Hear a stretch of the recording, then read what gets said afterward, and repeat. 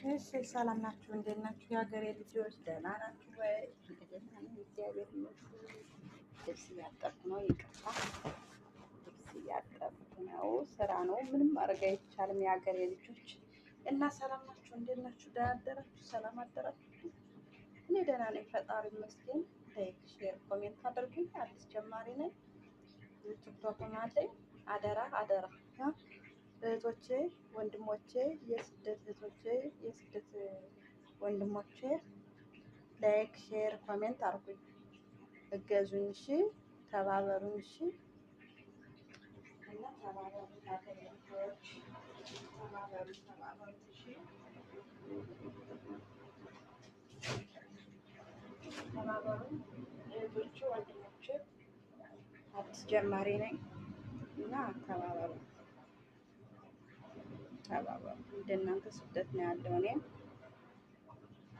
ምክንያቱም ተመልሼ የመጣሁበት ምክንያት ልጄን ሰረቁት፣ ብር ከፈልኩ።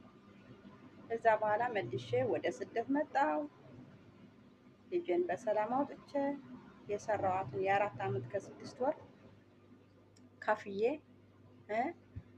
ቅናሽ የሌላት እሷን ከፍዬ ተመልሼ መጣሁ። አማራጭ የለኝም እና ካሁን ከሌላ ቤት ገባሁ። የድሮቹ አሰሪዎቼ ሌላ ሰው አስገብተዋል። እኔን አሰናብተው ነው የሰደዱ። ለምን እኔ አልመጣም ብያቸዋለሁ። እና ሌላ ቤት ገብቼ አሁን 7-8 ወሬ ነው አገባው ማለት ነው። ልጄም አሁን 8-7 ዓመቱ ነው። አሁን እንኳን ናን ሲሉት አይሄድም። የዛን ጊዜ የ4 ዓመት ህፃን ነበር፣ ገና ነው። ናን ሲሉት ይዘውት ሄዱ። ከረሜላ ገዝተው ይዘውት ሄዱ ማለት ነው። ከቤት አውጥተው የሚያውቅ ሰው ነው የወሰደው። እግዚአብሔር ይመስገን ልጄ ተመልሶልኛል። ብር ሰርቼ አገኘዋለሁ። እናንተ እህቶችም ታግዙኛላችሁ።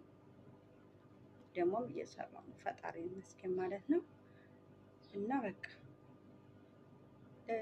ለእግዚአብሔር ክብሩን ጠቅሎ ይውሰድ። ምንም የምለው ነገር የለኝም። ከእግዚአብሔር ጋር ነው ያልጣለም። ለምን ልጅን አስወሰድክብኝ? የማጠብቅልኝ አይደለም። ለምን እሱ የሚወስድ እሱ የሚያመጣውን እሱ የሚወስደውን ማየት ብቻ እና እግዚአብሔር መልካም ነው። ልጅ ተመልሶ ሀጀ ገብቶልኛል። አሁን እንግዲህ አሁንም ቤት ተመቷል በጥይት በአየር ማለት ነው። በሩ ተመቶብኛል። እሱን ደግሞ ላሰራ ነው እንደገና። ሁሉም ለበጎ ነው።